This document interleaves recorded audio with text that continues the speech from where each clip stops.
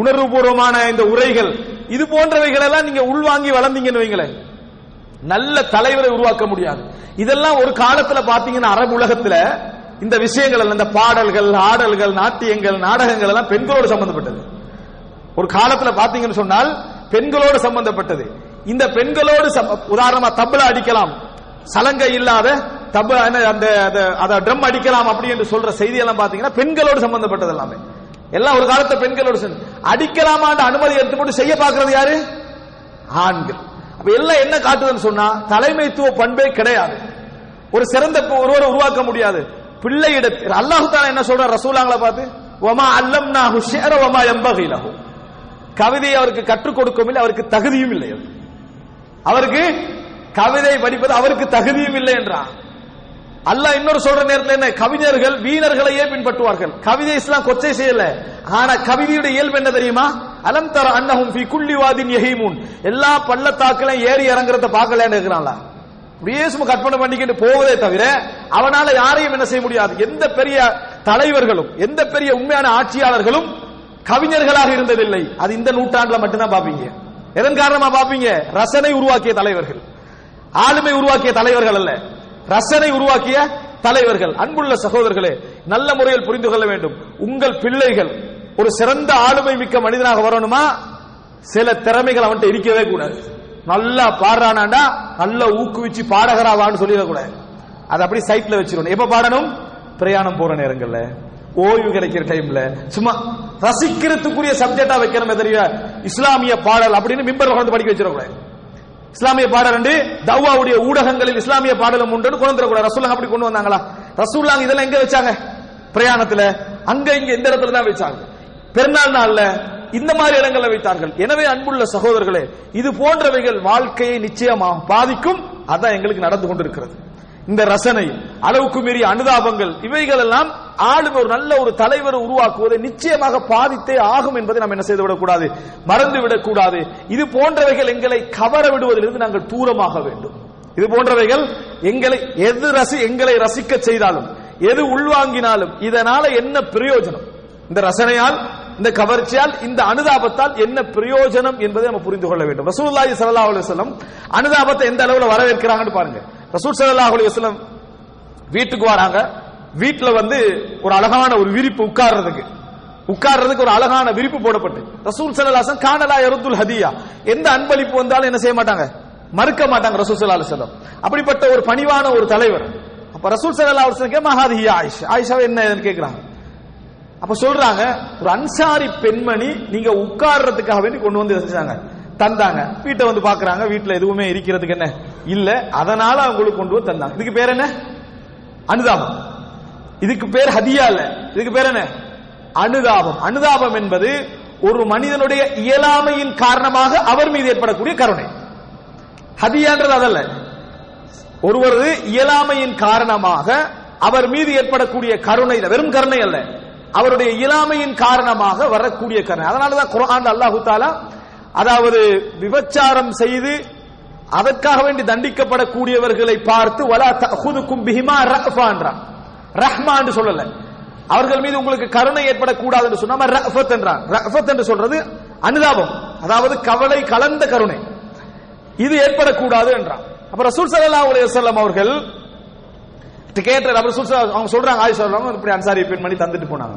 ரசூல் ஸல்லல்லாஹு அலைஹி வஸல்லம் ருத்திஹியா ஆயிஷா, இதை திருப்பி கொடுங்க நாங்க ரசூல் ஸல்லல்லாஹு அலைஹி வஸல்லம், இதை திருப்பி கொடுங்கள். அப்ப ஆயிஷா சொல்றாங்க, அழகாக இருக்குது அல்லாஹ்வின் தூதரே, இதை போய் திருப்பி கொடுக்க சொல்றீங்களே அப்படின்றதுக்கு அழகாக இருக்கிறது அல்லாஹ்வின் தூதரே அப்படின்றாங்க. அப்ப ரசூல் ஸல்லல்லாஹு அலைஹி வஸல்லம் ருத்திஹி ருத்திஹி, திருப்பி கொடுத்து விடுங்கள் ஆயிஷாவே அழுத்தமா என்ன செய்றாங்க ரசூல் ஸல்லல்லாஹு அலைஹி வஸல்லம் அவர்கள் சொன்னார்கள். சொல்லிவிட்டு சொன்னார்கள், வல்லாஹி அல்லாஹ்வின் மீது ஆணையாக, லவ் ஷா அல்லாஹு லஅஜ்ரா ஜிபால உஹதின் ذهبا في பைத்தி, அல்லாஹ் நாடி இருந்தால் உஹது மலையை என் வீட்டுக்குள் தங்கமாக கொண்டு வந்து சேர்த்திருப்பார். இந்த அல்லாஹ் நாடி இருந்தால் உஹது மலை என் வீட்டுக்குள் தங்கமாக கொண்டு வந்து சேர்த்திருப்பார் அல்லாஹு தஆலா. அல்லாஹு தஆலா என்னை இப்படி வைத்திருக்கிறான் என்று சொன்னால் எனக்குரிய நிலைமையில் அல்லாஹ் என்ன செய்திருக்கிறான், எனக்குரிய தரத்தை அல்லாஹ் தந்து வைத்திருக்கிறான். யாரும் அனுதாபம் காட்ட தேவையில்லை என்பதை ரசூலுல்லாஹ் என்ன செய்றாங்க, அதை சொல்ல வருகிறார். ஆனா அனுதாபம் காட்டினாலே நமக்கு சந்தோஷம்.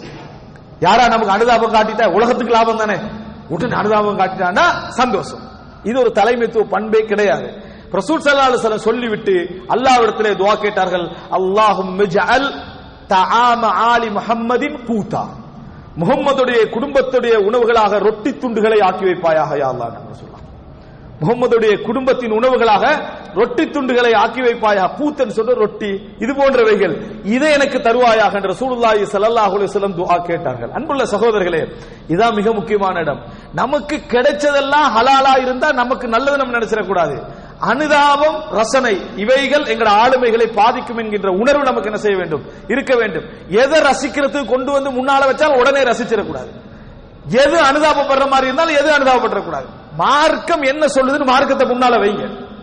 மார்க்கத்தை முன்னால வைத்து அனுதாபப்படலாமா, பட வேண்டியது எவ்வளவு அந்த அளவுல உள்ளம் கவருதே, உள்ளம் ஈர்க்குதே என்பதற்காக வேண்டி நம்ம பின்னால போனோம் என்று சொன்னால் அது எமது ஆளுமையை பாதிக்கும், நம்ம தலைவராக உருவாகவும் முடியாது. சமுதாயம் அப்படித்தான் என்ன செய்யும், இருக்கும். எனவே அன்புள்ள சகோதரர்களே, நேரத்தை பாதிக்கிறது இந்த சினிமா என்பது. இரண்டாவது, எங்களது உயர்வட்ட லட்சியங்களை அது என்ன செய்கிறது, காட்டுகிறது. மூன்றாவது, எங்களது ரசனையை மூலதனமாக்குகிறது. நான்காவது, எமது அனுதாபத்தை என்ன செய்கிறது, அது பயன்படுத்துகிறது. இந்த உணர்வுகள் சரியான முறை நிர்வகிக்கப்பட வேண்டும். இது நிச்சயமாக ஒரு சிறந்த தலைவராக உங்கள் குழந்தை உருவாக்க நீங்க நினைத்தால் இந்த ஆடல் பாடல் சினிமா கூத்துக்கள் எல்லாம் அவனது ரசனை வட்டத்துக்குள்ளே வரக்கூடாது. என் பிள்ளைக்கு பாட்டை போட்டா ரசிக்கிறான் இல்ல என்றா கவலைப்பட வேணாம், ரசனை இல்லாதவனா வருவாண்டு, தலைவரா வரப்போறான்னு நினைங்க. இதுல எல்லாம் அவனுக்கு ரசனை இல்லை என்று சொன்னார். இன்னைக்கு நீங்க நினைச்சு பாருங்க, உலகத்துல சர்வதேச தலைவர்கள் எல்லாம் அந்த சினிமாவுக்கு பின்கால உட்கார்ந்துகிட்டு இருந்தாங்கன்னா நிலைமை என்ன உலகம். இன்னைக்கு ஒரு 2 அவர் புதிய படம் ஒன்று ரிலீஸ் ஆகுதுன்னு போய் அவன் ஹோல்ல உட்கார்ந்துட்டு இருந்தான்னா இந்த உலக தலைமைத்துவ நிலைமை. இது போன்றவைகள் அவனுக்கு ரசிக்க கூடாது. இது போன்ற ஆனா அவன் என்ன செய்யறான், கெட்ட தலைவர்களா இருந்தா மக்களுக்கு இதை கொடுத்துட்டு அவன் எங்களே பார்க்க மாட்டான்.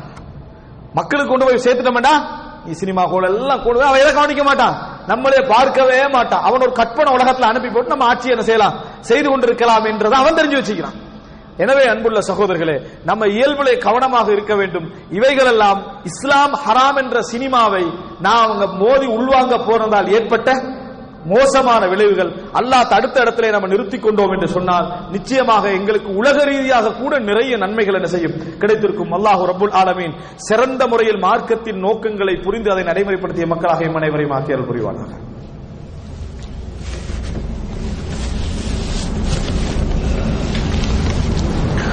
إن الحمد لله نحمده ونستعينه ونستغفره ونعوذ بالله من شرور أنفسنا ومن سيئات أعمالنا من يهده الله فلا مضل له ومن يضلل فلا هادي له وأشهد أن لا إله إلا الله وحده لا شريك له وأشهد أن محمدا عبده ورسوله أما بعد. அன்புள்ள சகோதரர்களே, சினிமாவை பற்றி எல்லாருக்குள்ள ஒரு பொதுவான ஒரு சந்தேகம் உண்டு. நல்லது சொல்றானா இல்லையா அப்படின்ற சந்தேகம். தாயை பத்தி சொல்றான், தந்தையை பத்தி சொல்றான், குடும்பத்தை பத்தி சொல்றான், ஒழுக்கங்களை சொல்லித்தரான். எது சினிமா ஒழுக்கங்களை சில நேரங்கள்ல சொல்லி தருகிறது. இப்படி நல்ல விஷயங்களை சொல்லி தருதா இல்லையா? அப்போ அதெல்லாம் படிப்பினை ஊட்டக்கூடிய விஷயங்களா இல்லையான்னு கேட்கிறான். இதுவும் உள்ளத்தை பற்றிய இயல்புகளை புரியாத, உபதேசம் என்றால் என்ன என்று தெரியாததனால் வரக்கூடிய சிந்தனை. உள்ளத்தை பற்றிய இயல்புகளை புரியாததனாலும் உபதேசம் என்றால் என்ன என்று தெரியாததனாலும் வரக்கூடிய சிந்தனை. அன்புள்ள சகோதரர்களே, ஒன்றை புரிந்து கொள்ள வேண்டும். காதுக்கு ரசனையாக இருந்தால் உபதேசம் என்று நினைக்க கூடாது. காதுக்கு ரசனையாக இருந்தால் உபதேசம் நினைக்க கூடாது. நமக்கு பொதுவாக காதுக்கு வலிச்சா உபதேசம் நினைக்கிறதே இல்லை. காதுல போட்ட உடனே அது வலிச்சுன்னு வைங்களேன், நம்ம குறை சொல்றேன்னு தான் நம்ம நினைப்போம். நல்லா ரசிச்சோம்னா உபதேசிக்கிற மாதிரி என்ன செய்யறோம், நம்ம நினைக்கிறோம். அன்புள்ள சகோதரர்களே, உபதேசம் என்றால் என்ன தெரியுமா? நான் இப்ப உங்களுக்கு ஒரு உபதேசத்தை ஆரம்பிக்கிறேன், முடிக்கிற நேரத்தில் அந்த உபதேசம் கடைசி நிமிஷம் வரைக்கும், முதலாவது சொன்னது கடைசி வரைக்கும் உள்ளத்துல என்ன செய்யணும், நிக்கணும். நீங்க சினிமால தாயை பற்றி ஒரு உபதேசம் போகுதுன்னு வைங்க, தாயை பற்றி ஒரு உபதேசம் சினிமால சொல்லப்படுது. சினிமா தாயை பத்தி சொல்லுதா இல்லையா? இஸ்லாமும் தாயை பத்தி சொல்லுது. அப்புறம் என்ன உண்டா? இஸ்லாமும் தாயை பத்தி சொல்லுது, குர்ஆனும் தாயை பற்றி சொல்லுகிறது, சினிமாவும் சொல்லுது. இப்ப உள்ளத்துல என்ன சொல்லுது? இஸ்லாம் சொல்ற விஷயங்கள் கூட சினிமா எடுத்து சொல்லுது. விளக்கம், இஸ்லாம் சொல்ற விஷயங்கள் கூட சினிமா எடுத்து சொல்லுதா? அப்ப இவருக்கு உபதேசத்தை பற்றி தெரிஞ்ச விஷயம் அதுதான். ஆனா தாயை பற்றி சொல்ற அடுத்த கட்டம் இஸ்லாம் என்ன சொல்லும் தெரியுமா? தாய்க்கு செய்ய வேண்டிய கடமையை சொல்லும். அதுக்கு அடுத்த கட்டம் என்ன சொல்ல தெரியுமா? இணை வைக்க கூடாதுன்னு சொல்லும். அதுக்கு அடுத்த கட்டம் இஸ்லாம் என்ன சொல்ல தெரியுமா? அதனால இறைவனை வணங்குன்னு சொல்லும். அதுக்கு அடுத்த கட்டம் என்ன சொல்ல தெரியுமா? இதனால மறுமையில கூலி என்று சொல்லும். முடிவு என்ன? தாய்க்கு நல்லது செய்யணும். இப்ப சினிமாவுக்கு வாங்க, தாய்க்கு நல்லது செய்யணும். அடுத்த கட்டம் டான்ஸ். அடுத்த கட்டம் என்ன? டான்ஸ். அதுக்கு அடுத்த கட்டம் கற்பழிப்பு. அதுக்கு அடுத்த கட்டம் குடும்ப பிரிவு. அதுக்கு அடுத்த கட்டம் ஜோக். அதுக்கு அடுத்த கட்டம் காதலனும் காதலையும் சேர்றது. வெளியே வந்துட்டீங்க. இப்ப என்ன உபதேசம்? தாயை பத்தி சொன்னானா இல்லையா? நின்றுச்சா? நிக்கல. எப்படி வெளியே வந்தீங்க? வெளியே வார நேரத்தில் உங்களுக்கு கிடைத்ததெல்லாம் தாய் பற்றிய உபதேசமா வேற விஷயங்களா? நினைச்சு பாருங்க. உபதேசம் என்றால் சொன்னவன் உறுதியாக்கணும். அதுல நான் உங்களுக்கு சொல்றேன்டா, தாயை பற்றி சொல்ற நேரத்தில் அதற்கு புறவு கிடைக்கக்கூடிய விஷயங்கள் எதுவும் உங்களை கெடுக்க கூடாது. அதான் உபதேசம். எந்த சினிமாலையாவது நல்ல விஷயத்துக்கு பின்னால கேடுகட்ட விஷயம் என்று சொல்லாம இருந்தீங்களா? அது எப்படி அது உபதேசம் என்றீங்க? உபதேசம் என்றால் நீங்கள் திருந்து விட்டு வர வேண்டும், நீங்கள் பார்த்து மாற வேண்டும், உங்களது உணர்வுகள் பாதிக்கப்பட்டிருக்க கூடாது, உங்கள் உணர்வுகள் பாதுகாக்கப்பட்டிருக்க வேண்டும். ஆனா சினிமா என்ன செய்யுதுன்னா, உபதேசம் என்ற பெயர்ல அப்படி கொஞ்சம் தொட்டு வச்சுக்கிறது, ஒரு பகுதியை மட்டும். உங்களோட உணர்வுகளை கவர முடிந்தால் மட்டும்தான் அந்த உபதேசத்தை போடுவான். போட்டு வைத்துக் கொண்டு அதுக்கு அடுத்த கட்டமே ஒரு பாட்டை போட்டு உங்களை ஆட விட்டுருவான். இப்ப உங்களுக்கு தாய் உபதேசம் மறந்துடும். ஆனா குர்ஆனை நீங்க எடுத்துக்கொண்டீங்கன்னு சொன்னா, தாயை பத்தி படிச்சுட்டு வாரீங்களா, அதுக்கு அடுத்த கட்டம் நீங்க போனீங்கன்னு சொன்னால் இறைவனை பற்றி சொல்லும், தாய்மையுடைய கடமைகளை பற்றி சொல்லும். அதுக்கு அடுத்த கட்டம் போற சொர்க்கத்தை சொல்லும், நரகத்தை சொல்லும். எல்லாமே ஒரு உபதேசத்தோடு நீங்க என்ன செய்வீங்க? வெளியே வருவீங்க. இதுதான் உபதேசம். ஒரு நீங்களா ஒரு சிம்பிளா எடுங்க. ஒரு தந்தை நீங்க மகனை அழைச்சி வச்சு சொல்றீங்க, நேரத்தை நல்ல முறையில் பயன்படுத்தணும் அப்படின்னு சொல்லிட்டு ஒரு டான்ஸை போட்டு 2 பேரும் ஆடுறீங்க. யாரோட? பிள்ளையோட. மறுபடியும் ஒரு 5 நிமிஷம் உட்கார்ந்துட்டு நேரத்தை நல்ல முறையில் பயன்படுத்தணும் அப்படின்னு சொல்லிட்டு சத்தம் போடுறீங்க. மறுபடியும் கொஞ்ச நேரம் உட்காடுறீங்க, நேரத்தை நல்ல முறையை பயன்படுத்தணும், வைஃபோட சண்டை பிடிக்கிறீங்க. உபதேசம் இது? இதுதான் சினிமா. இது நம்ம உலகத்துக்கு எப்படி சொல்லிட்டு இருக்கிறோம்? சினிமாவும் அதைத்தான் சொல்லுது, இஸ்லாம் அதைத்தான் சொல்லுதான். சுப்ஹானல்லாஹ். குர்ஆனை பொறுத்த வரைக்கும் என்னங்க, இது உலகத்தாருக்கு உபதேசம் அப்படின்னு சொல்லுது. அப்படி என்றால் உபதேசத்தை தவிர அதில் வேற எதுவும் இல்லை. உபதேசத்தை தவிர அதுல வேற எதுவும் இல்லை. சினிமா என்ன? உபதேசமும் உண்டு, உபதேசத்தை குலைக்கக்கூடிய 90% விஷயங்கள் அதுல என்ன உண்டு. எனவே அன்புள்ள சகோதரி, இந்த மாதிரி விளக்கங்கள், குதர்க்கமான விளக்கங்கள் இருந்தா அவைகளை உற்றணும். இதெல்லாம் பெரிய விளக்க ஆய்வுன்னு நினைச்சு வாதமாக வச்சு எழுதி கொண்டிருக்கிறார்கள். அன்புள்ள சகோதரர்களே, இன்னும் ஒரு விஷயத்தை நம்ம புரிந்து கொள்ள வேண்டும். எப்பொழுதும் உள்ளத்தின் இயல்புகளை புரிந்து சொல்லப்படுகின்ற உபதேசம் தான் உபதேசம். உள்ளத்தின் இயல்புகளை கொண்டு வந்து சொல்லப்படுகின்ற உபதேசம் தான் உபதேசம். உங்களுக்கு மௌனமான உபதேசம் பிடிக்குமா, யாராவது சொல்ற உபதேசம் பிடிக்குமான்னு கேட்டீங்கன்னா மௌனமான உபதேசம் தான் பிடிக்கும். குர்ஆன் மௌனமான ஒரு உபதேசம். நீங்க உங்களோட பேசுறது மட்டும்தான் அது. வேற யாரும் வந்து உங்களுக்கு சொல்லலையே. குர்ஆன் என்றது நீங்கள் உபதேசிக்கிற நேரத்தில் இப்ப இதே விஷயம் நான் இப்ப சொல்லி கேட்கிறேனே, இல்ல நீங்க அமைதியா கேட்டிருக்கிறதுக்கான காரணம் என்ன? நான் யாருக்கும் பேசல. இதே ஒரு ஆளை தனியா உட்கார வச்சு பேசணும்னு வைங்களேன், இப்படித்தான் சினிமா நீங்க செய்யற விஷயம் இப்படித்தான், அவர் அரவாசி எதிர்த்தான் பாருங்க. என்ன செய்வாரு? எதிர்த்தேன். என்னைய பார்த்து மட்டும் சொல்லிட்டீங்க, நான் மட்டும் தானே அப்படி என்னது பிரச்சனை ஆயிரும். நான் பகிரங்கமா சொல்றதுனால எல்லாருக்கும் தான், நமக்கு மட்டும் இல்ல அப்படின்றதுனால எல்லாரும் பேசாம நம்ம என்ன செய்யறோம்? உட்கார்ந்து கொண்டிருக்கிறோம். இதான் இயல்பு. மனிதன் மௌனமா சொல்லப்படக்கூடிய உபதேசத்தை தான் விரும்புவான். மௌனமா சொல்லப்படக்கூடிய உபதேசத்தை தான் விரும்புவான். அன்புள்ள சகோதரர்களே, எனவே குர்ஆனை பொறுத்த வரைக்கும் உபதேசம் செய்யக்கூடிய ஊடகங்களில் உயர்ந்த இறைவனது வேதம். மறந்துவிடக் கூடாது. இவைகளெல்லாம் உபதேசத்துக்குரிய விஷயங்களே அல்ல என்பதை நாம் என்ன செய்ய வேண்டும்? புரிந்து கொள்ள வேண்டும். இந்த விஷயங்களை நம்ம புரிந்துட்டோம் என்று சொன்னால் இது 5வது அம்சம். ஒரு நாளும் குர்ஆனை மிஞ்சிய, ஆன்மீகத்தை மிஞ்சிய ஒரு உபதேசம் உங்களுக்கு என்ன செய்யாது? கிடைக்கவே கிடைக்காது. அது உபதேசங்களோடு சீர்குலைவை தான் உங்களுக்கு என்ன செய்யும்? ஏற்படுத்தும் என்பதை மறந்துவிடக் கூடாது. இவைகள் எல்லாமே நம்ம தெரியாமலேயே வாழ்க்கையோட எல்லா நலவுகளையும் நம்ம அடைந்திருக்க முடியும். சினிமா இஸ்லாத்துல ஹராம் இடத்தை பின்பற்றி இருந்தா எப்படி? இந்த ஞானங்கள் எல்லாம் தெரிய வேண்டிய அவசியம் இல்லை. அல்லாஹ் தடுத்துட்டா நான் தவிர்த்துட்டேன்னு நீங்க வாழ்ந்தாலே கயிறு தான். அல்லாஹ் தடுத்துட்டான், நான் தவிர்த்துட்டேன் அப்படி என்று வாழ்ந்தாலே அது கயிறு தான். நமக்கு தான் அது வருது இல்லையே. நமக்கு அது என்னது? நியாயங்கள் அவநியாயங்கள் சொன்னா தான் நம்ம அதை எடுக்கிறோம். உண்மையிலே அல்லாஹ் எனக்கு தடுத்து விட்டான், அதனால் நான் தவிர்த்து விட்டேன் என்று வாழ்ந்தீர்கள் என்று சொன்னால், இந்த உலகத்தில் ஒரு உயர்தரமான ஞானி சொல்லக்கூடிய நியாயங்களை விட உச்சகட்ட நியாயங்களை அல்லாஹ்வுடைய தடைகளும் கட்டளைகளையும் கொண்டிருக்கின்றன என்பதில் எந்த விதமான சந்தேகமும் இல்லை. அல்லாஹ் ரப்புல் ஆலமீன் இந்த மார்க்கத்திலே எங்களுக்கு ஒரு சிறந்த விளக்கத்தை தந்து அதிலே உறுதியாக வாழக்கூடிய மக்களாக எம் அனைவரையும் ஆக்கியல் புரிவானாக.